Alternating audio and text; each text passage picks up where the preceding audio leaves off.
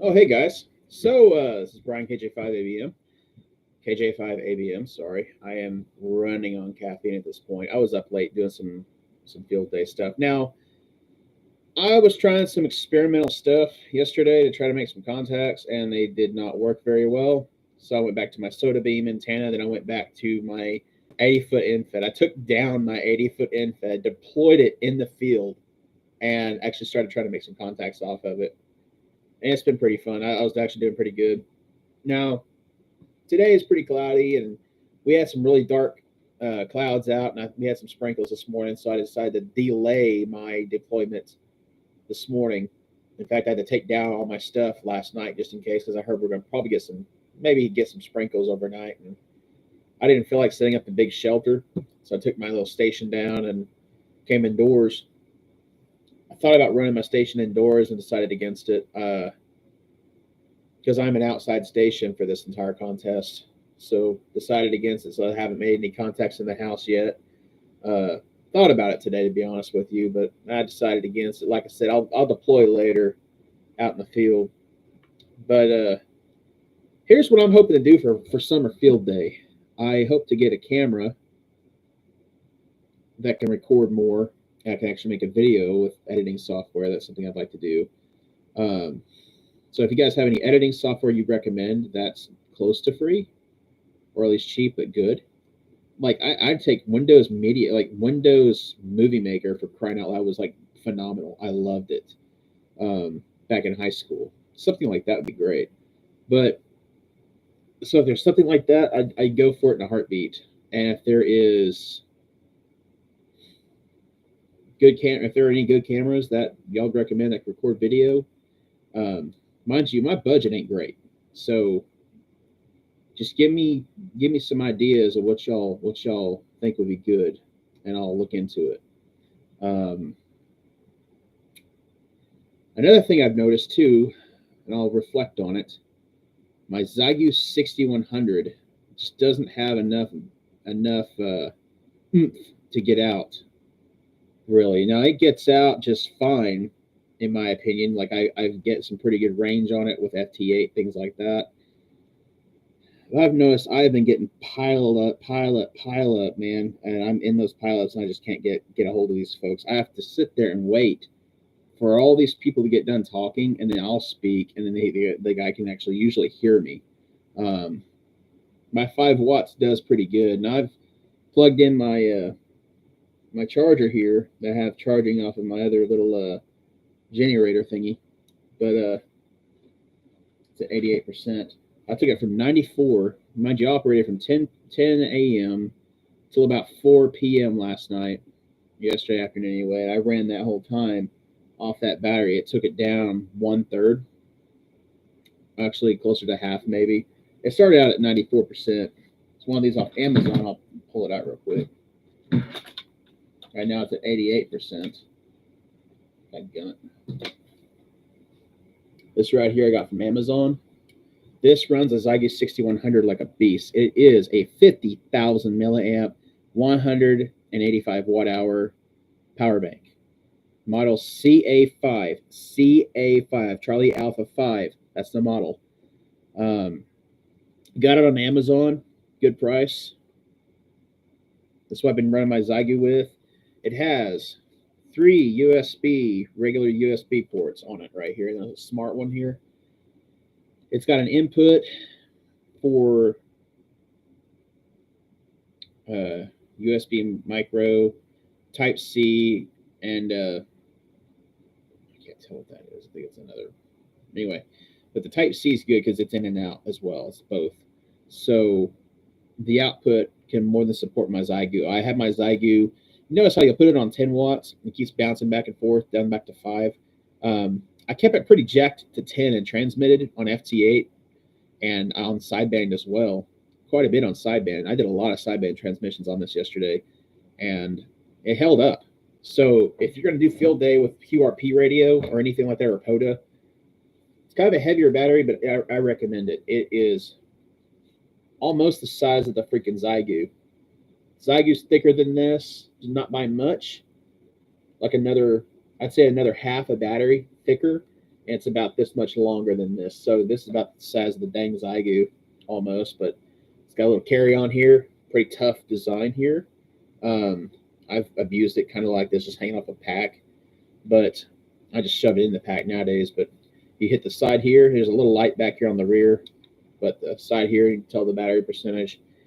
I take it, I usually, like when I store it, I keep it about here or lower, like 80 to 88 or so. I keep it about here, and I'll just charge it down to like 80% sometimes just to keep it in good shape.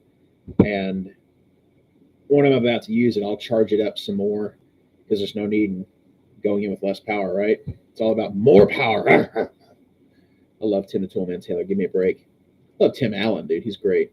So that being said, in fact, that sorry sucker is what got me into ham radio. Thanks to the last man standing. Ooh. You want to thank for ham radio? Yeah, I love that episode. Then the one where Mandy was broadcasting without a license, and nobody called her out for it. Tell you what, these are pretty good. This is my main power. This event has been this. Now, I have a backup battery which doesn't last as long, and it's 40,000. I just noticed it discharges a little quicker, but it's still a pretty good battery. It'll run like 4 hours, no problem, 4 or 5 hours.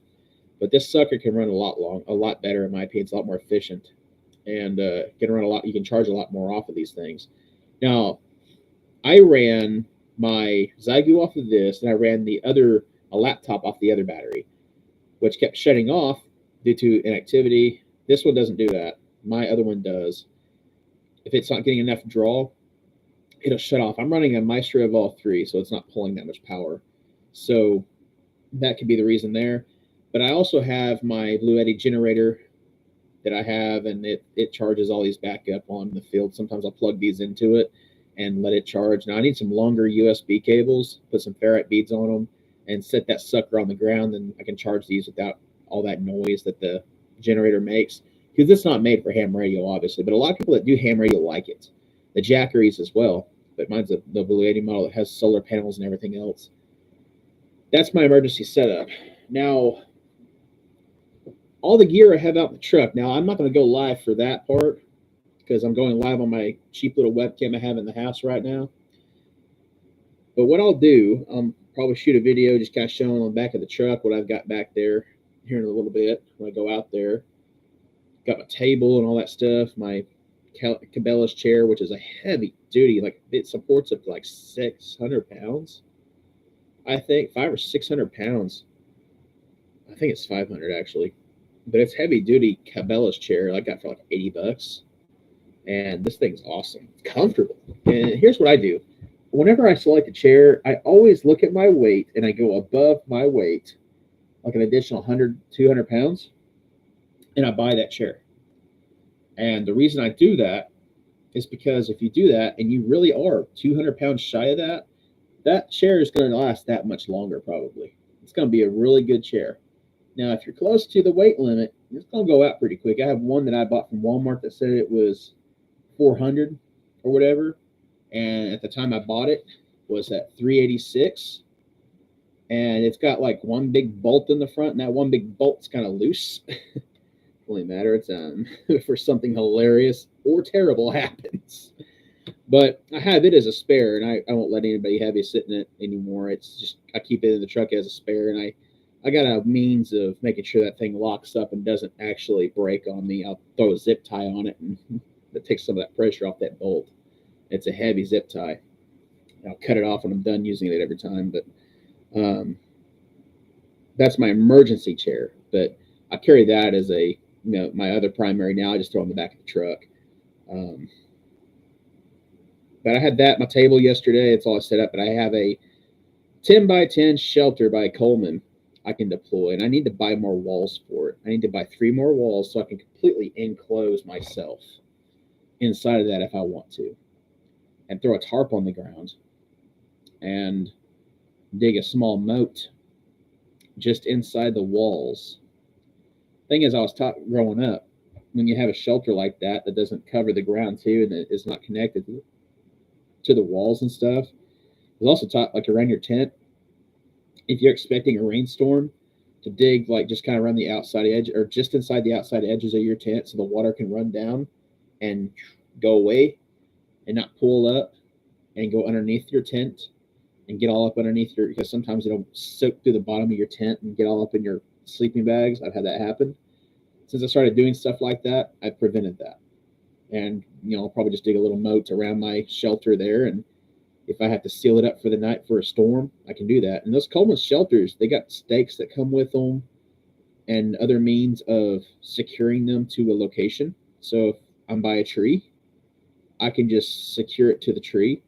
If I'm by a few trees, I can use some 550 cord and I can lock that sucker down and it won't go anywhere.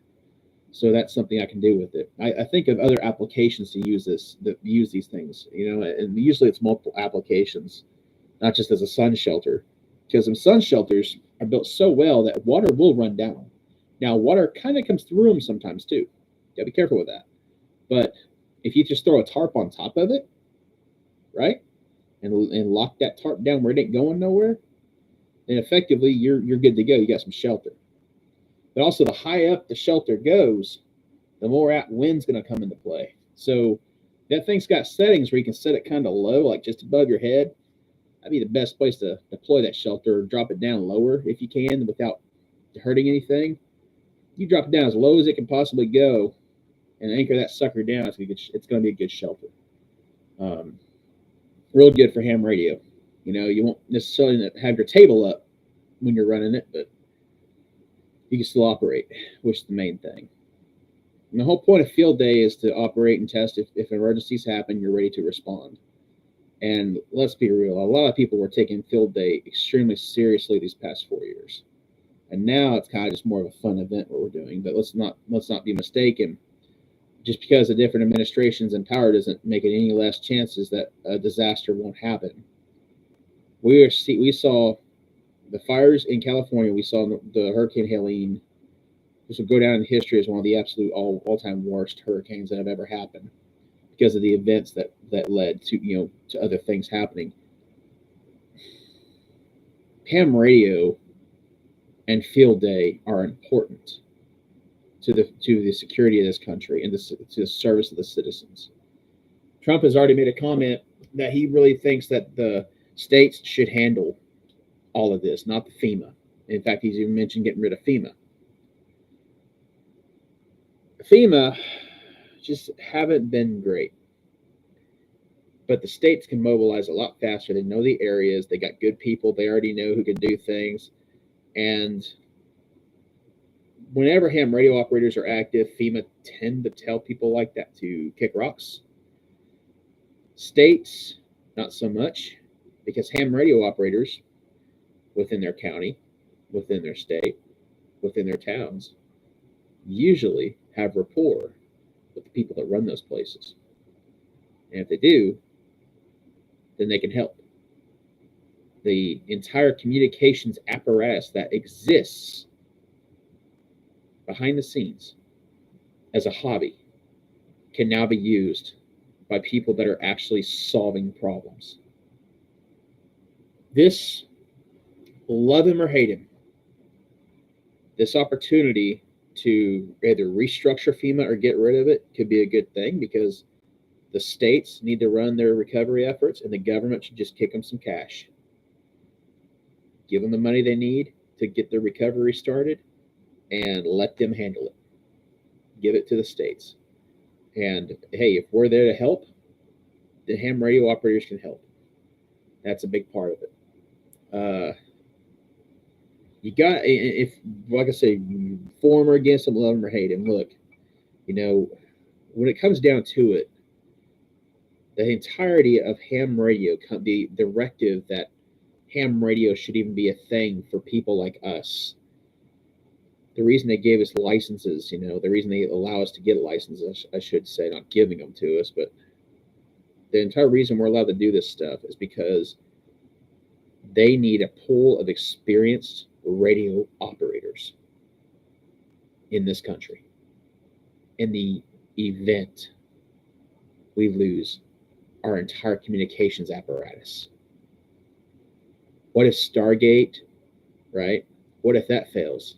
The whole program Trump's got going on. What if all of our comms go down? What if something really, really freaking bad happens? Who's going to be there? All of a sudden, you got these guys talking on HF. Because we might not know, because we're in the dark zone. We don't know what's going on. The people around us that are not in the dark zone know what's going on around us. Radio, what's going on, guys? We just lost everything. Canada, oh, hey, Canada station, what's going on? Well, hey there, bud. So it looks like you got a bunch of Ruskies coming and knocking at your door. Eh? Thank you, operator. All right, boys. Rifleman behind every blade of grass. I don't know why I pumped the shotgun when I said rifleman, but cool. But that's basically the whole entire purpose of ham radio, right? To make communications and to also communicate with one another in the event of something like that happening. Natural disasters, invasions, anything like that. Nothing is impossible. Yeah, America has it good because we have oceans between us and our enemies in very small areas they can cross as far as land goes. Canada is not small, but they'd probably just go to that entire west side of it, probably what they'd use like through Alaska and through down that way. Not so much the rest of Canada. And of course, Mexico, I guess. But other than that, we can watch those two areas pretty closely, but we don't have to watch all those oceans. Well, we don't have a Navy, then all of a sudden, we got to watch those oceans. We're spread pretty thin then. So, we definitely need, because invasions are never impossible. They're just really hard to do. But the chances are not zero. Thing is, folks, we're doing a lot for our communities by being ham radio operators, where we just need to work a lot harder at working on emergency preparations. Just trying to, I'd say, get solar powered generators would be a really good start, right? But not even that. That's a really good start, right? A start would be getting a lot of these, getting a few of these set up. You can power your cell phones for some period of time, and I would buy the solar powered banks as well, because those solar powered banks can ultimately charge these up too, right? If you know how to hook a USB cable a different direction, you can charge these up with them. So you got that ability. And if you have a solar powered generator, then just get a bunch of these big boys right here. And because without the solar panels can get broken. These are a little hard to break. But you do that, you'll be set in the event of a disaster. And I will say, I live close to the Shawnee, Oklahoma area. They had a nasty tornado come through back in 2023. And it was rough, dude. Knocked out a lot of stuff. Some people just didn't have phones for about a week or two. Cell phone towers were deployed all over the place because, good luck, it was all jammed up. But anyway, people were running out of power for all their stuff. So I know people that were handing out every one of these battery chargers they could get their hands on. They were selling them out. And then they get home and realize, wait, these don't have power in them. Oh, great, I got to charge these. Wish these had solar. I know a lot of people were probably buying those Amazon solar powered ones too, but it just helps to have them. You get yourself a bit of a library of these hanging out, at 80%. You get a bunch of these together, you're good. You got enough power to last you a few weeks, But solar powered is the way to go when it comes to, making sure you got some power for your devices. That's a good thing. But anyway, that's all I got for now. I'm going to go back out and set back up and get field day going, because it's looking like the sun's kind of coming out a little bit. And I really don't want to get rained on. It's something I don't like. But anyway, I'll catch y'all later.